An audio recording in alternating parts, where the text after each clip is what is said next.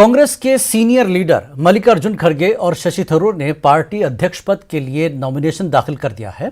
दोनों लीडरों ने कांग्रेस के ऑफिस पहुंचकर नॉमिनेशन दाखिल किया। राज्यसभा में अपोजिशन लीडर खड़गे के नॉमिनेशन के मौके पर राजस्थान के मुख्यमंत्री अशोक गहलोत, कांग्रेस के सीनियर लीडर अंबिका सोनी, पवन बंसल, आनंद शर्मा, भूपेंद्र सिंह हुड्डा, मुकुल वासनिक और अन्य कई लीडर मौजूद थे। ख्याल रहे कि कांग्रेस में अध्यक्ष पद के चुनाव के लिए प्रक्रिया शुरू होने के बाद अशोक गहलोत के इलेक्शन लड़ने की चर्चा जोरों पर थी। राजस्थान में सियासी उठापटक के बाद गहलोत का नाम रेस से बाहर हो गया। इसके बाद दिग्विजय सिंह का नाम इसमें शामिल हुआ। हालांकि 24 घंटों के अंदर फिर तस्वीर बदल गई। खड़गे का नाम आने के बाद उन्होंने अपनी दावेदारी वापस ले ली। नॉमिनेशन दाखिल करने से पहले शशि थरूर ने राजघाट पहुंचकर महात्मा गांधी को श्रद्धांजलि पेश की। थरूर ने राजीव गांधी मेमोरियल का भी दौरा किया। शशि थरूर का कहना है कि 12 स्टेट्स के मेंबर्स उनके साथ हैं। हर हाल में कांग्रेस को मजबूत करना है। कांग्रेस अध्यक्ष पद का चुनाव 17 अक्टूबर को होना है। आज मैं कांग्रेस पार्टी की ओर से अपना नामांकित पत्र पेश किया हूं और मुझे सभी लीडर्स, कार्यकर्ता, डेलीगेट्स, कांग्रेस पार्टी के सभी नेतागण जो प्रोत्साहन किए और इस चुनाव लड़ने के लिए मुझे जो सहकार मिला उनको,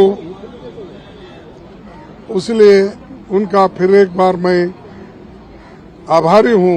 Presidency of the Indian National Congress.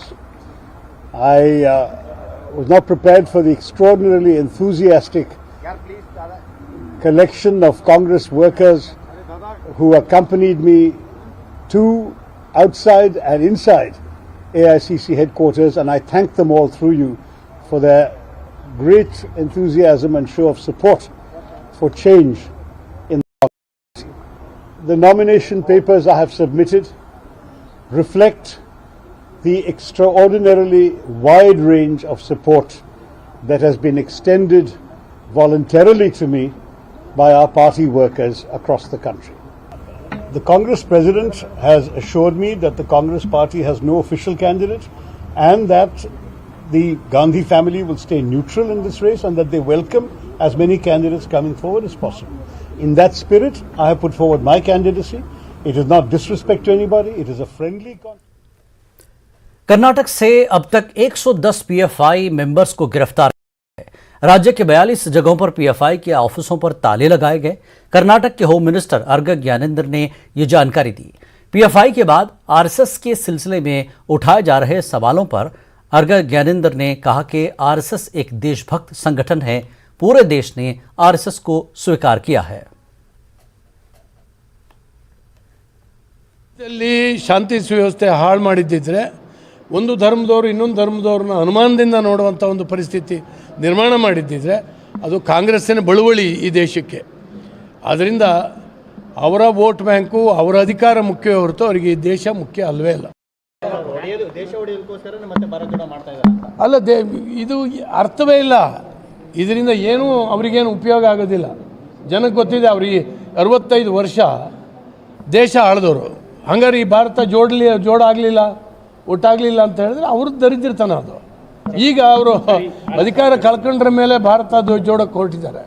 ಅಧಿಕಾರದಲ್ಲಿದ್ದ PM Narendra Modi ने आज गांधीनगर और मुंबई के बीच चलने